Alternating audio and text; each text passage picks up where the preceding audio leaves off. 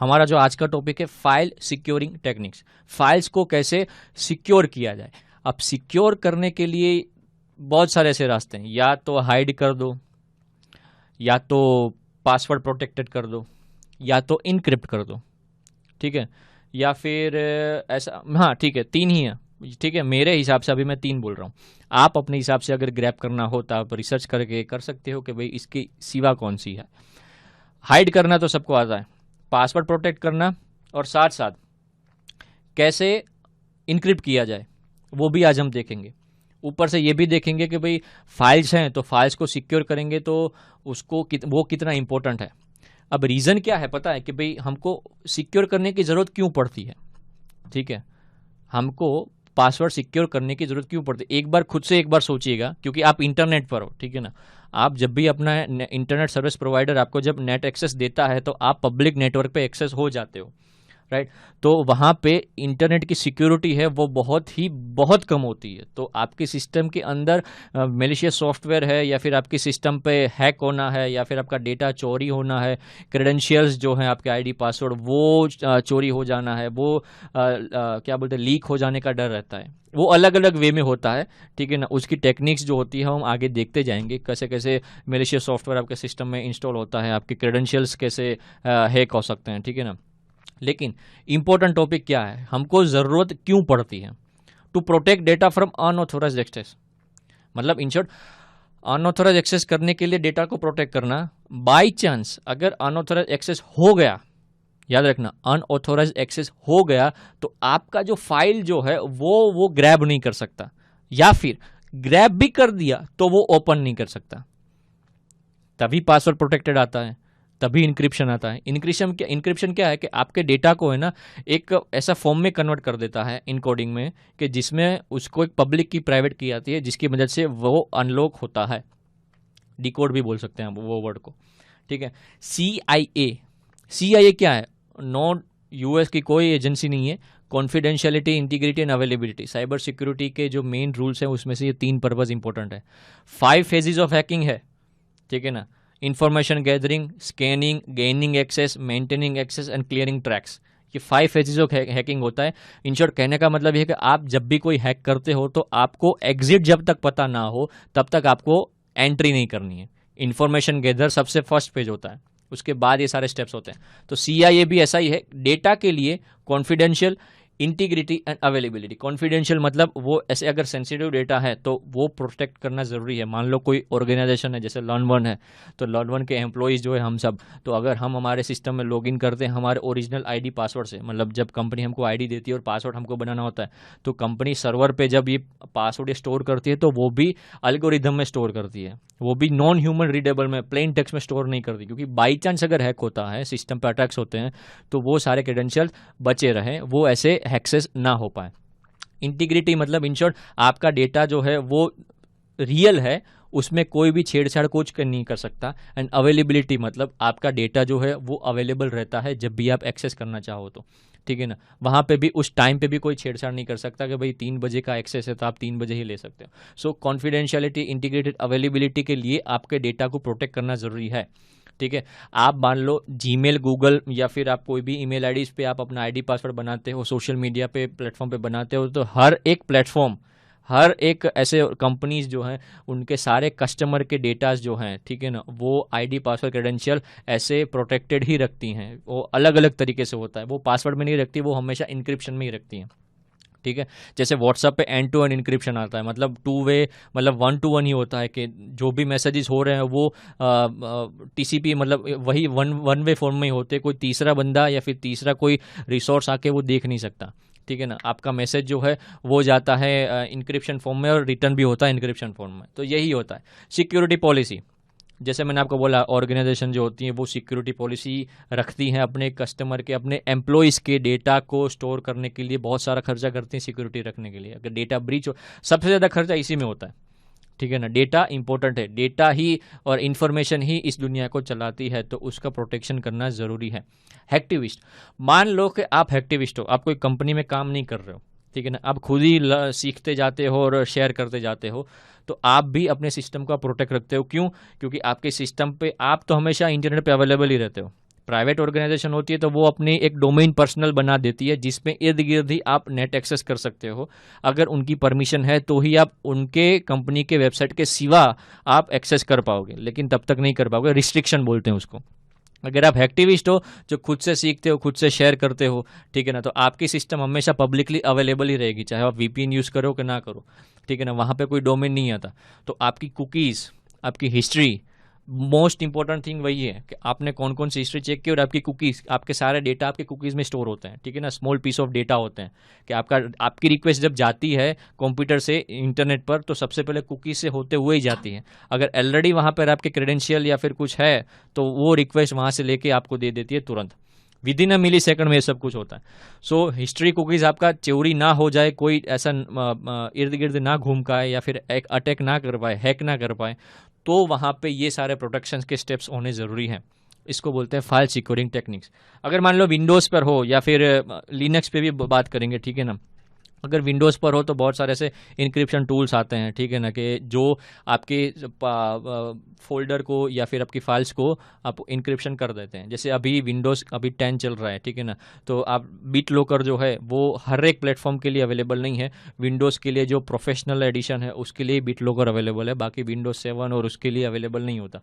सो अगर मान लो कि आपको विंडोज़ उसके सिवा प्रोफेशनल आप नहीं होम एडिशन यूज़ कर रहे हो, गेस्ट एडिशन यूज़ कर रहे हो, तो बिट लॉकर वहाँ पे काम नहीं करता। सो बहुत सारे ऐसे टूल्स हैं, अभी मैंने आपके सामने सिर्फ 3 ही रखे हैं। आप अपने हिसाब से भी रिसर्च कर सकते हो कि कैसे कितने कितने टूल्स हैं वो जो इंक्रिप्शन प्रोवाइड कर, इंक्रिप्शन वर्ड बोल रहा हूँ, प्रोटेक्शन की जगह प्रोटेक्शन प्रोवाइड करते हैं, इंक्रिप्शन प्रोवाइड करते हैं ताकि आपका डेटा जो है सिक्योर रह पाए, ठीक है। वेराक्रिप्ट है, एक्सक्रिप्ट है, बिटलॉकर है। बिटलॉकर जो है बाय डिफॉल्ट इनबिल्ट रहता है, ठीक है। वेराक्रिप्ट जो है वो हमारी सिस्टम के अंदर हमको इंस्टॉल करना पड़ता है, ठीक है। आज हम वेराक्रिप्ट के बारे में देखेंगे कैसे ये सिस्टम को इनक्रिप्ट करता है ताकि आपका डेटा प्रोटेक्ट रहे, और जब भी कभी कोई सिस्टम के ऊपर अटैक हो तो वो वहाँ से एक्सेस कोई ना कर पाए, राइट। सो हम स्टार्टिंग से वही देखेंगे। उसके पहले हम अपने वर्चुअल मशीन को स्टार्ट कर लेते हैं, ठीक है। ये मेरा वर्चुअल मशीन है जहाँ पे मैंने अपना सिस्टम यूज़ किया हुआ है विंडोज़ का,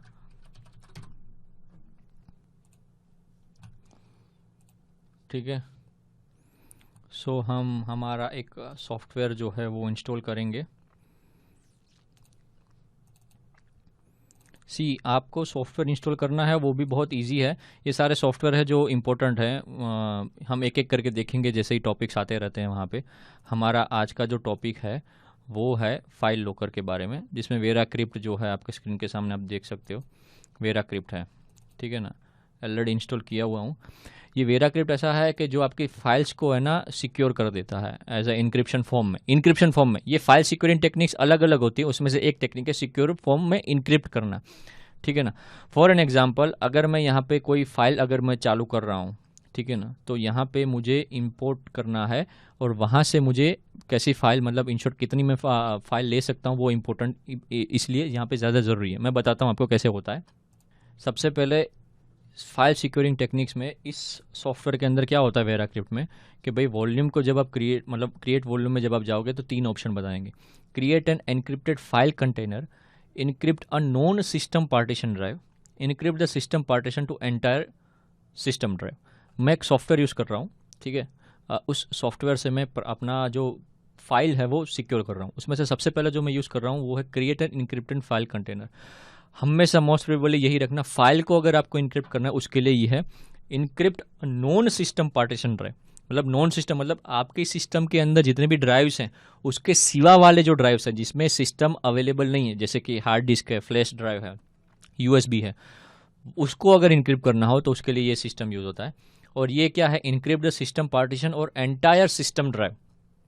मतलब आपके सिस्टम को ही जितने भी पार्टीशन एंटायर है वो सारे के सारे पार्टीशन है उसको आप इनक्रिप्ट कर सकते हो। मुझे अभी सिर्फ और सिर्फ फाइल को इनक्रिप्ट करना है, उस हिसाब से मैं आगे बढ़ रहा हूँ, तो मैं फर्स्ट वाला चूज़ कर रहा हूँ, ठीक है ना। 2 ऑप्शन उसके आप यूज़ कर सकते हो, स्टैंडर्ड या फिर हिडन। आप जितने भी आपने जो इनक्रिप्ट फाइल की है, आप फाइल करोगे आप वॉल्यूम को, वो हिडन होगी या फिर आप दिखा सकते हो स्टैंडर्ड में। मैं स्टैंडर्ड पे ही जाता हूँ बाय डिफॉल्ट, ठीक है। सो सिलेक्ट अ फाइल, मुझे एक फाइल सिलेक्ट करनी है। कहाँ से, मान लो कि मैं डेस्कटॉप पर हूँ, ठीक है ना, मुझे मेरी जो फाइल सिलेक्ट करनी है वो डेस्कटॉप पर है।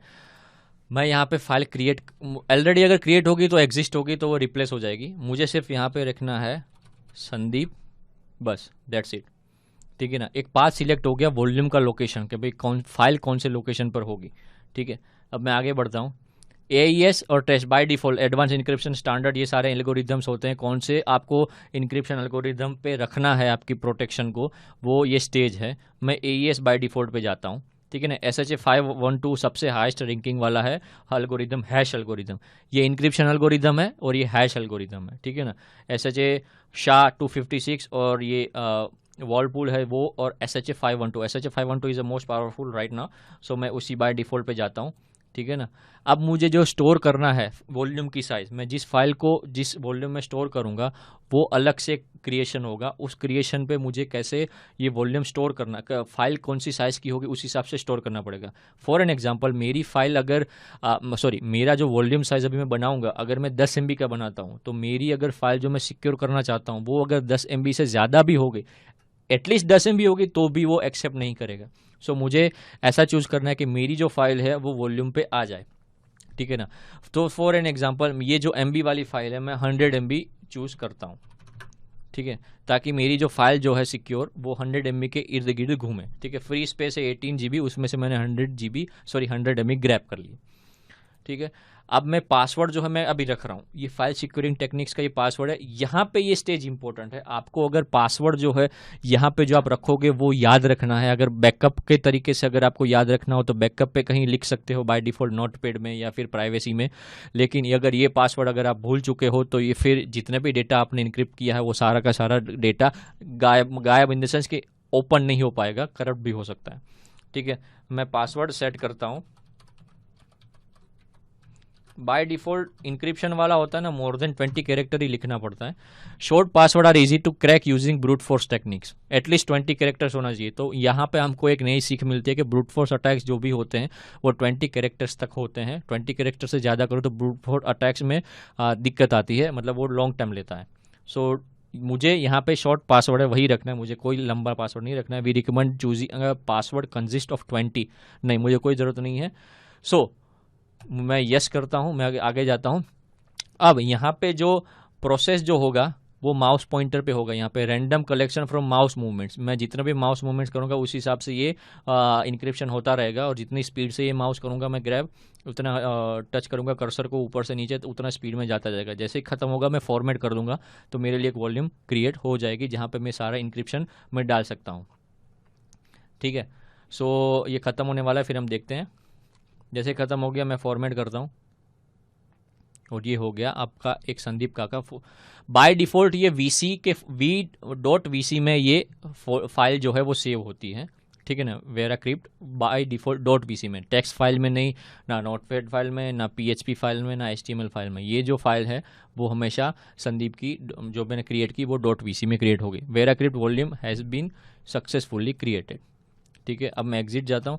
अब मुझे एक वॉल्यूम क्रिएट करना है जिस वॉल्यूम पर मैं ये सारा डेटा पुट कर सकता हूँ बाय डिफॉल्ट, ठीक है ना। सो मैं अगर कोई भी वॉल्यूम लिख रहा हूँ, ठीक है ना, मैं फाइल सिलेक्ट करता हूँ जिसका पाथ मैंने अभी डेस्कटॉप पे लिया है ये, ठीक है। अब मुझे वॉल्यूम का नाम रखना है, वॉल्यूम का नाम मैं बाय डिफॉल्ट W रखता हूँ, ठीक है ना, और मैं एक माउंट कर देता हूँ। अब यहाँ पे जो पासवर्ड मैंने बाय डिफॉल्ट जो रखा था वही पासवर्ड वापस से ग्रैब होगा। ऑटो डिटेक्शन ये है, ठीक है ना, और यहाँ पे मैं ओके करता हूँ।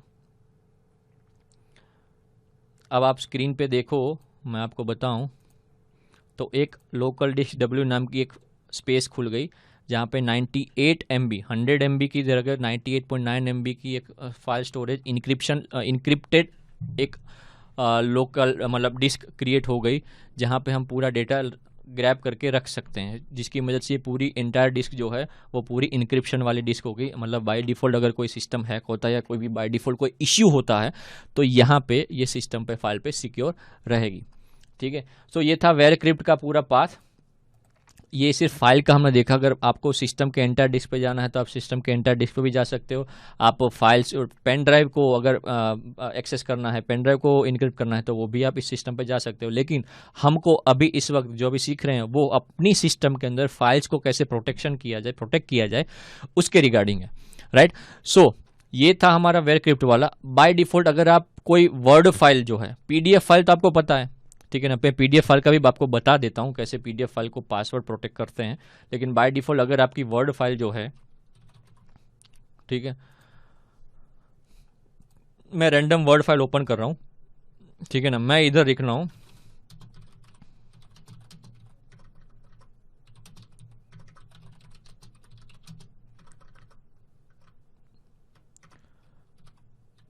दिस इज संदीप फ्रॉम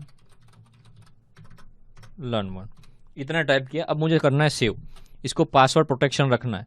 मैं पाथ सिलेक्ट कर दूंगा। अब मुझे यहाँ पे पाथ में जो अगर मैं नाम लिख दूं कोई भी, ठीक है, लेकिन यहाँ पे टूल्स में जाके जनरल ऑप्शन में मैं यहाँ पे इसको पासवर्ड प्रोटेक्ट कर दूंगा फाइल को मेरी सिक्योर करने के लिए, ताकि जब भी ये कोई फाइल किसी के पास जाए तो ओपन ऐसे ही ना हो पाए जब तक इसको पासवर्ड याद ना हो। पासवर्ड जब तक मैं शेयर ना करूं तब तक, ठीक है ना। और मैं शेयर तभी करूंगा जब वो ट्रस्टेड पर्सन होगा। पासवर्ड ओपन करने के लिए मैं कोई भी रैंडम डाल देता हूँ, 1 2 3 4 5 मेरे हिसाब से मैंने डाला है 1 2 3 4 5 1 2 3 4 5, ठीक है ना। पासवर्ड मॉडिफाई, सेम कंसेप्ट, ठीक है। Re enter password to open और मॉडिफाई।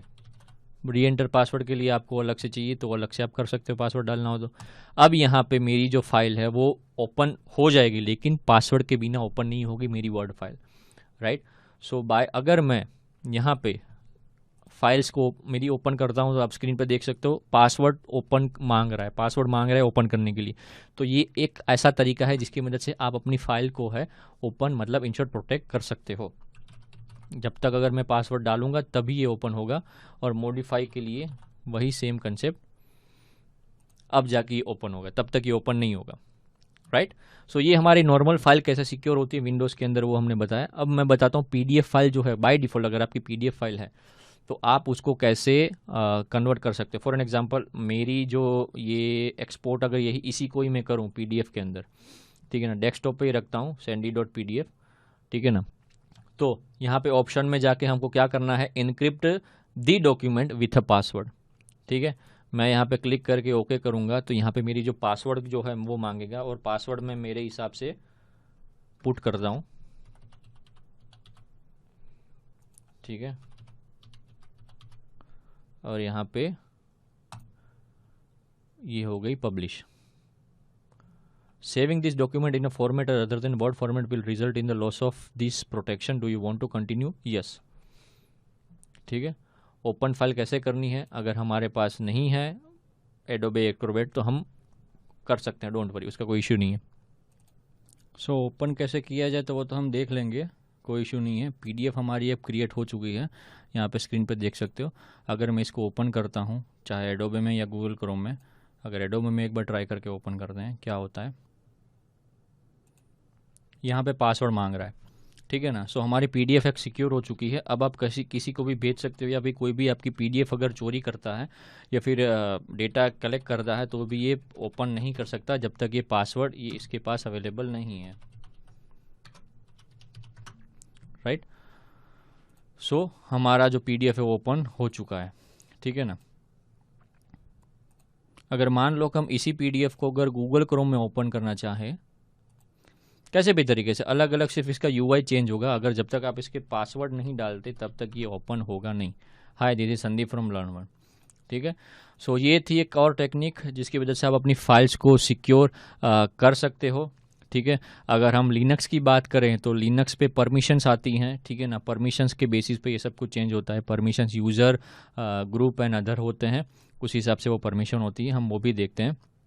हमारी वर्चुअल मशीन के अंदर काली ऑपरेटिंग सिस्टम जो है वो हम ओपन करते हैं। सो ये काली मेरी ऑपरेटिंग सिस्टम ओपन हो रही है।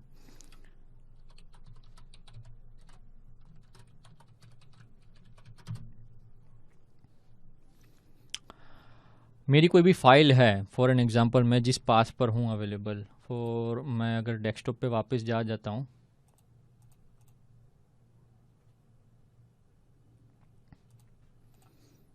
मैं अगर कोई फोल्डर बना रहा हूँ, ठीक है ना, एक डॉक्यूमेंट ही बना देता हूँ, उस डॉक्यूमेंट का नाम लिखता हूँ न्यू फाइल लिखता हूँ। सो ये न्यू फाइल जो है वो यहाँ पे ओपन हो, मतलब क्रिएट हो चुकी है। अब मैं यहाँ पे आपको बताता हूँ कि कैसे परमिशंस जो है वो चेंज करते हैं। मेरा जो है अभी मैं जिस डायरेक्टरी में हूँ वो होम के IMF रोम में है। वहाँ पे अगर मैं लिस्ट निकालता हूँ तो ये सारे फोल्डर आता है और मैंने डेस्कटॉप पे ये ओपन करके रखा है, जिसमें मैं निकाल सकता हूँ कि आप देख सकते हो न्यू फाइल नाम का एक जो फाइल है वो क्रिएट हो चुकी है। अगर मैं इसको डिटेल्स में निकालूं तो आप देखो न्यू फाइल नाम की जो लाइन है वहाँ पे देख सकते हो आप कि RWRR लिखा हुआ है। एक होता है यूज़र, फिर आता है ग्रुप, फिर आता है अदर।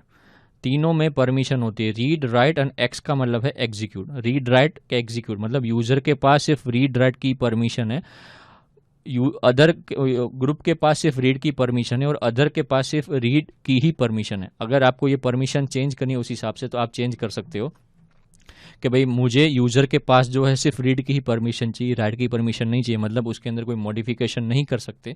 तो मैं यहाँ पे कमांड पुश करूँगा chmod, और मुझे कौन सी फाइल पे क्या करना है वो लास्ट में आएगा, लेकिन मुझे कौन सा ग्रुप जो है यूज़र का है, अदर का है, या फिर ग्रुप अलग से जो है, मतलब वो सेल्फ वाला 3 है जो, उसमें से मुझे यूज़र का जो है उसमें से यूज़र का मुझे रीड राइट का जो परमिशन है मुझे राइट का निकालना है। तो मैं क्या करूँगा, रीड की ही परमिशन दूंगा। सो मैं वो न्यू फाइल की जो ओपन करने की परमिशन है वो ही मैं निकाल दे रहा हूँ। तो chmod हाइफन और मैं सिर्फ 4 करता हूँ, ठीक है,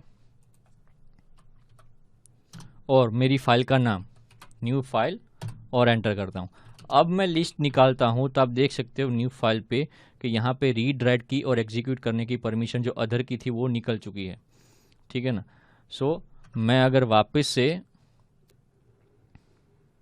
संभालूं, सिर्फ और सिर्फ 4 लिखता हूँ, न्यू फाइल, और मैं लिस्ट निकालता हूँ तो आप देख सकते हो न्यू फाइल की सारी परमिशन अब निकल चुकी है, यूज़र की भी, अदर की भी और ग्रुप की भी। सो अब मुझे न्यू फाइल ओपन करनी होगी तो मैं वो फाइल ओपन नहीं कर सकता, क्योंकि मैंने उसका जो परमिशन का जो चेंज था वो मैंने निकाल दिया सिक्योरिटी पर्पस पे, राइट। ये जो न्यू फाइल वाली क्रिएशन है वो ओपन होगी नहीं, चाहे इसके अंदर कोई भी डेटा क्यों ना हो। लेकिन जिसको पता है इसको पता है, जिसको नहीं पता ये इसके लिए हमेशा ये सिक्योरिटी पर्पस पे ही है। और मुझे अब इसको वापस से परमिशन देनी है तो मैं वापस से वही फोल्ड पे जाऊंगा, कमांड पुट करूंगा। यूज़र के कमांड पे मुझे रीड और राइट करना है, अदर के में कुछ नहीं करना है, तो अदर में सिर्फ रीड कर सकता है, और ग्रुप में जो है वो भी रीड करना है। और मैं फाइल का नाम दे देता हूँ क्योंकि मैं उसी पाथ पर हूँ। अब मैं लिस्ट निकालता हूँ तो रीड एंड राइट की परमिशन एक आ गई, जहाँ पे यहाँ पे कुछ नहीं था, अब यहाँ पे रीड एंड राइट की परमिशन आ गई। सो यूज़र जो है अब इस फाइल को एक्सेस कर सकता है, ठीक है। सो ये से सिक्योरिटी पर्पस लिनक्स पे फाइल सिक्योर करना हो, ठीक है ना, या फिर कोई फोल्डर सिक्योर करना हो तो आप इसकी रीड राइट की परमिशन को ही आप डिसेबल कर दो, तो आपकी सिक्योरिटी पर्पस पे फाइल जो है वो हमेशा स्टेबल रहेगी। जिसको भी ये टेक्निक्स मालूम होगी वो टेक्निक जो है वो यूज़ कर पाएगा, बाकी इसकी कोई मतलब पॉसिबिलिटी नहीं है कि ये फिर ग्रैब करके इसको हैक कर सके। सो हमारी सिक्योरिटी पर्पस पे जो ये फाइल थी हमने यहाँ तक देखा, हमारा लिनक्स पे देखा हमने और विंडोज़ पे देखा कि हम कैसे इसको ग्रैब कर सकते हैं और कैसे हम फाइल को हम सिक्योर कर सकते हैं, right. So this is it. अगर इसकी रिगार्डिंग आपको कोई क्वेरी है तो आप फॉर्म्स पे जाके आप फाइल सिक्योरिंग टेक्निक्स का पुट कर दीजिए, आपको जो भी कोई क्वेरी हम रिजोल्यूशन